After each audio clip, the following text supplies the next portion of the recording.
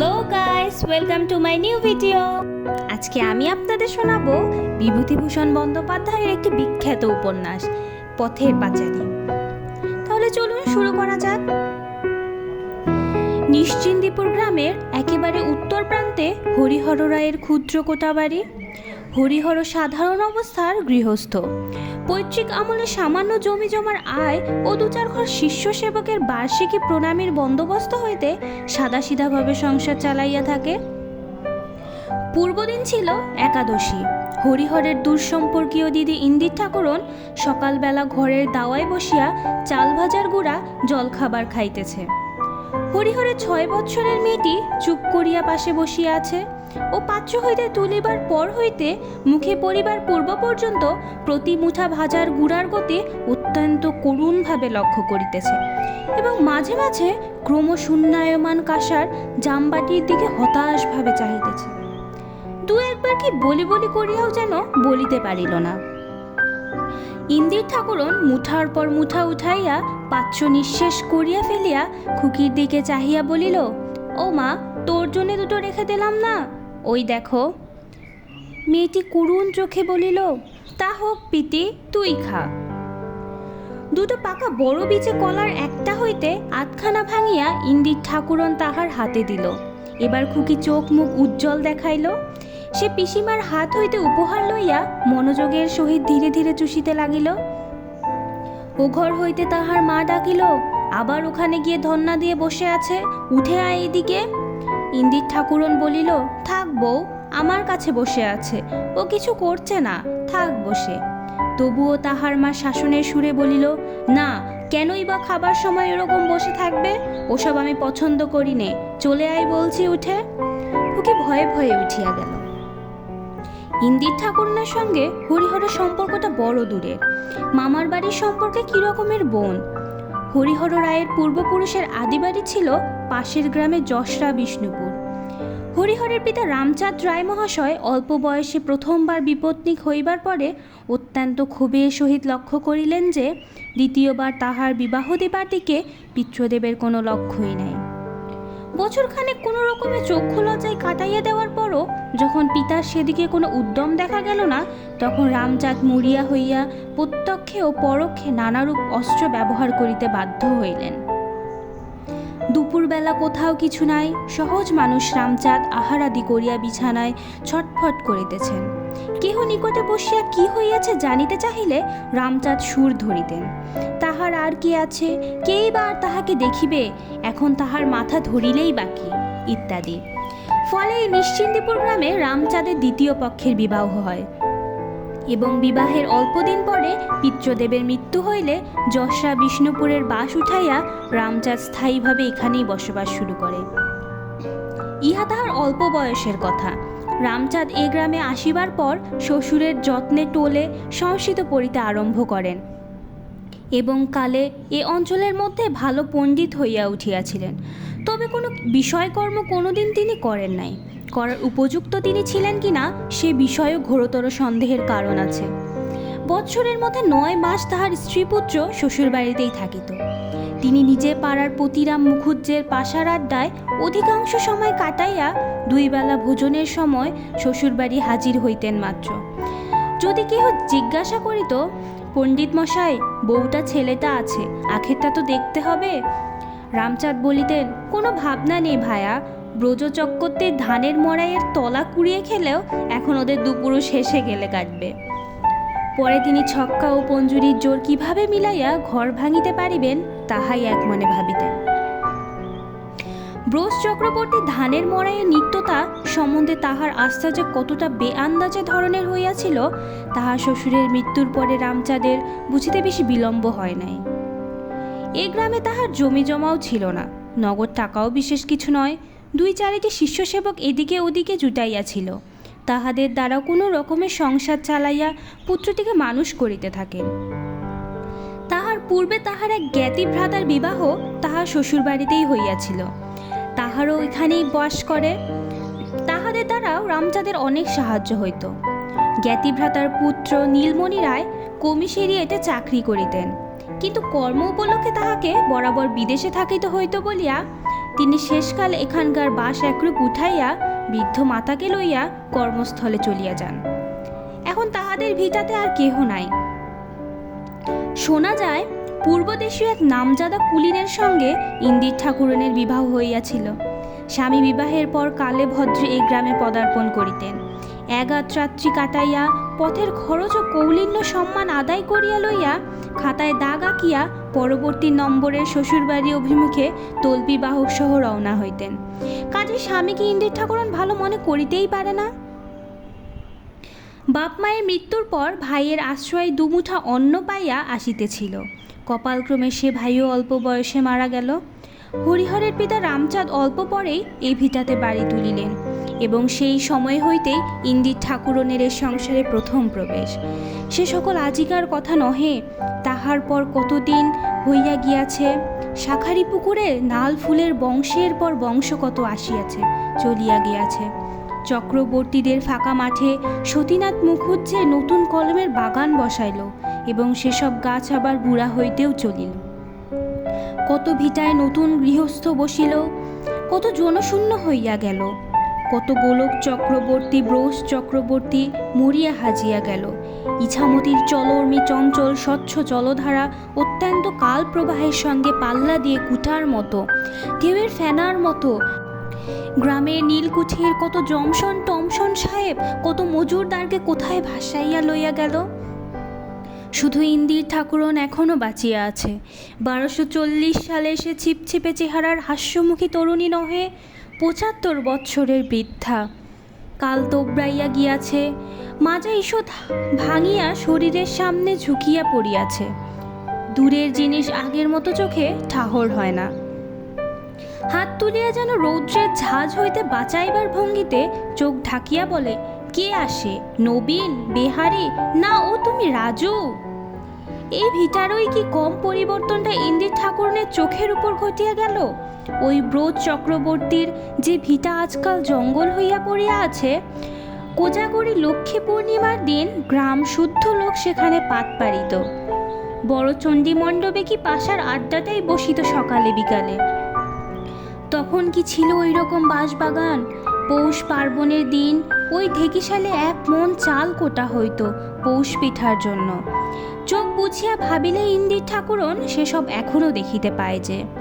ওই রায়বাড়ির মেজ বউ লোকজন সঙ্গে চাল কুটাইতে আসিয়াছেন, ঢেকিতে দমাদম পার পড়িতেছে। সোনার বউটি রাঙা হাতে একবার সামনে সরিয়া আসিতেছে, আবার পিছাইয়া যাইতেছে। জগদ্ধাত্রীর মতো রূপ, তেমনি স্বভাব চরিত্র। নতুন যখন ইন্দির ঠাকুরন বিধবা হইল, তখন প্রতি দ্বাদশীর দিন প্রান্তকালে নিজের হাতে জলখাবার গোছাইয়া আনিয়া তাহাকে খাওয়াইয়া যাইতেন। কোথায় গেল কে?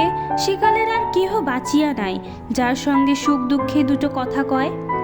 তারপর ওই সংসারে আশ্রয়দাতা রামচাঁদ মারা গেলেন। তার ছেলে হরিহরত্ব হইল সেই দিন। ঘাটের পথে লাফাইয়া লাফাইয়া খেলিয়া বেড়াইত। মুখুজ্জেদের তেঁতুল গাছের ডাসা তেঁতুল খাইতে গিয়া পড়িয়া হাত ভাঙিয়া 2-3 মাস শয্যাগত ছিল। সেদিনের কথা। ধুমধাম করিয়া অল্প বয়সে তাহার বিবাহ হইল। পিতার মৃত্যুর পর 10 বৎসরের নববিবাহিতা পত্নীকে বাপের বাড়ি ফেলিয়া দেশ ছাড়া হইয়া গেল। 8-10 বছর প্রায় কোনো খোঁজখবর ছিল না। কালে ভদ্রে 1-8খানা চিঠি দিত, কখনো কখনো 2-5 টাকা বুড়ির নামে মানি অর্ডার করিয়া পাঠাইত। এই বাড়ি আগুলিয়া কত কষ্টে, কতদিন না খাইয়া প্রতিবেশীদের দুয়ারে চাহিয়া চিন্তিয়া তাহার দিন গিয়াছে। অনেক দিন পরে হরিহর আজ 7 বৎসর আসিয়া ঘর সংসার পাতিয়াছে। তাহার একটি মেয়ে হইয়াছে, সেও প্রায় 6 বৎসরের হইতে চলিল। বুড়ি ভাবিয়াছিল এতদিনে সেই ছেলেবেলার ঘর সংসার আবার বজায় হইল। তাহার সংকীর্ণ জীবনে সে অন্য সুখ চাহে নাই, অন্য প্রকার সুখ দুঃখের ধারণাও সে করিতে অক্ষম। আশৈশব অভ্যস্ত জীবনযাত্রার পুরাতন পথে যদি গতির মোড়টা ঘুরিয়া দাঁড়ায়, তাহা হইলেই সে খুশি। তাহার কাছে সেইটাই চরম সুখের কাহিনী। হরিহরের ছোট্ট মেয়েটাকে সে একদণ্ড চোখের আড়াল করিতে পারে না। তাহার নিজেরও এক মেয়ে ছিল, নাম ছিল বিশ্বেশ্বরী। অল্প বয়সেই বিবাহ হয় এবং বিবাহের অল্প পরেই মারা যায়। হরিহরের মেয়ের মধ্যে বিশ্বেশ্বরী মৃত্যুপারের দেশ হইতে 40 বৎসর পরে তাহার অনাথা মায়ের কোলে আবার ফিরিয়া আসিয়াছে। 40 বছরের নিভিয়া যাওয়া ঘুমন্ত মাতৃত্ব মেয়েটার মুখের বিপন্ন অপ্রতিভ ভঙ্গিতে, অবোধ চোখের চাহনিতে, এক মুহূর্তে সচকিত আগ্রহে শেষ হইতে চলা জীবনের ব্যাকুল ক্ষুধায় জাগিয়া ওঠে। কিন্তু যাহা সে ভাবিয়াছিল তাহা হয় নাই। হরিহরের বউ দেখিতে টুকটুকে সুন্দরী হইলে কি হবে? ভারী ঝগড়াটে, তাহাকে তো 2 চক্ষু পারিয়া দেখিতে পারে না। কোথাকার কে তার ঠিকানা নাই, কি তাহার সঙ্গে সম্পর্ক খুঁজিয়া মেলে না, বসিয়া বসিয়া অন্ন ধ্বংস করিতেছে। সে খুঁটিনাটি লইয়া বুড়ির সঙ্গে দুবেলা ঝগড়া বাঁধায়। অনেকটা ঝগড়া চলিবার পর বুড়ি নিজস্ব একটি পিতলের ঘটি কাঁধে ও ডান হাতে একটা কাপড়ের পুটলি ঝুলাইয়া বলিত, চললাম নতুন বউ, আর যদি কখনো ও বাড়ির মাটি পাড়াই তবে আমার নাম। বাড়ি হইতে বাহির হইয়া গিয়া বুড়ি মনের দুঃখে বাঁশবাগানে সারাদিন বসিয়া কাটাইত। বৈকালের দিকে সন্ধান পাইয়া হরিহরের ছোট্ট মেয়েটা তাহার কাছে গিয়া তাহার আঁচল ধরিয়া টানাটানি আরম্ভ করিত। ওঠ পিতিমা, মাকে বলবো, আর তোকে বলবে না, আয় পিতিমা। তাহার হাত ধরিয়া সন্ধ্যার অন্ধকারে পুড়িয়া বাড়ি ফিরিত। সর্বজয়া মুখ ফিরাইয়া বলিত, ওই এলেন, যাবেন আর কোথায়? যাবার কি আর চুলো আছে এই ছাড়া? তেজটুকু আছে এদিকে 16 আনা। এরকম উহারা বাড়ি আসার বৎসর খানেকের মধ্যেই আরম্ভ হইয়াছে, বহুবার হইয়া গিয়াছে এবং মাঝে মাঝে প্রায়ই হয়। হরিহরের পূবের ভিটায় খড়ের ঘরখানা অনেক দিন বেমেরামতি অবস্থায় পড়িয়া আছে। এই ঘরটাতেই বুড়ি থাকে। একটা বাঁশের আলনায় খান 2 ময়লা ছেঁড়া থান, ছেঁড়া জায়গাটার 2 প্রান্ত একসঙ্গে করিয়া গেরো বাঁধা।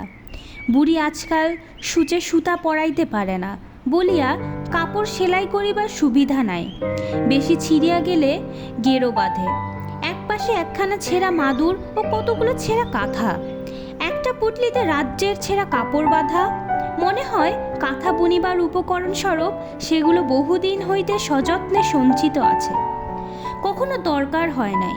বর্তমানে দরকার হইলেও কাঁথা বুনিবার মতো চোখের তেজ আর তাহার নাই। তবুও সেগুলো পরম যত্নে তোলা থাকে। ভাদ্র মাসে বর্ষার পর রৌদ্র ফুটিলে বুড়ি সেগুলো খুলিয়া মাঝে মাঝে উঠানে রৌদ্রে দেয়। বেতের পেট্রাটার মধ্যে একটা পুটুলি বাঁধা কতগুলো ছেঁড়া লাল পাড় শাড়ি, সেগুলো তাহার মেয়ে বিশ্বেশ্বরী।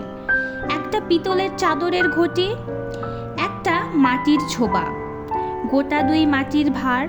পিতলের ঘটিতে চাল ভাজা ভরা থাকে। রাত্রে হামানদিস্তা দিয়া গুঁড়া করিয়া তাই মাঝে মাঝে খায়।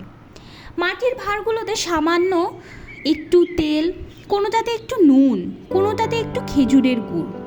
সর্বজয়ার কাছে চাহিলে সবসময় মেলে না বলিয়া বুড়ি সংসার হইতে লুকাইয়া আনিয়া সেগুলো বিবাহের বেতের পেট্রার মধ্যে সঞ্চয় করিয়া রাখিয়া দেয়।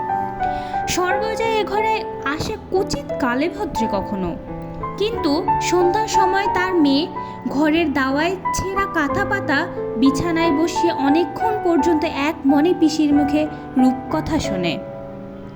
খানিকক্ষণ এ গল্প ও গল্প শুনিবার পর খুকি বলে, পিসি, সেই ডাকাতের গল্পটা বলতো।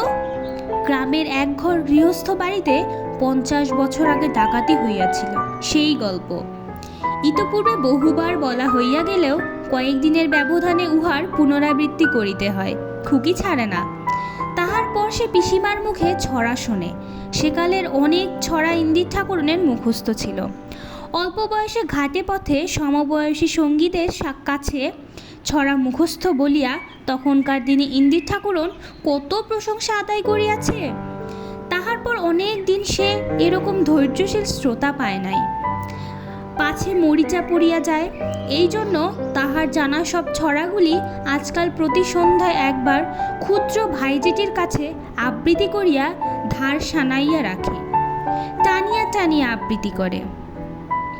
ও ললিতে চাপকলিতে একটা কথা শুনছে, রাধার ঘরে চোর ঢুকেছে। এই পর্যন্ত বলিয়া সে হাসি হাসি মুখে প্রতীক্ষা দৃষ্টিতে ভাইজির দিকে চাহিয়া থাকে। খুকি উৎসাহের সঙ্গে বলে, চুরো বাঁধা এক মিনসে। মি অক্ষরটার উপর অকারণ জোর দিয়া ছোট্ট মাথাটি সামনে তাল রাখিবার ভাবে ঝুঁকাইয়া পদটার উচ্চারণ শেষ করে। ভারী আমোদ লাগে খুকির। তাহার পিসি ভাইজিকে ঠকাইবার চেষ্টায় এমন সব ছড়া আবৃত্তি করে ও পদ পূরণের জন্য ছাড়িয়া দেয়, যাহা হয়তো 10-15 দিন বলা হয় নাই, কিন্তু খুকি ঠিক মনে রাখে তাহাকে ঠকানো কঠিন। খানিক রাত্রে তাহার মা খাইতে ডাকিলে সে উঠিয়া যায়। আজকে এখানেই শেষ করছি, বাকি গল্পটি আমি আপনাদের পরের পর্বে শোনাবো। লাইক দিতে ভুলবেন না কিন্তু।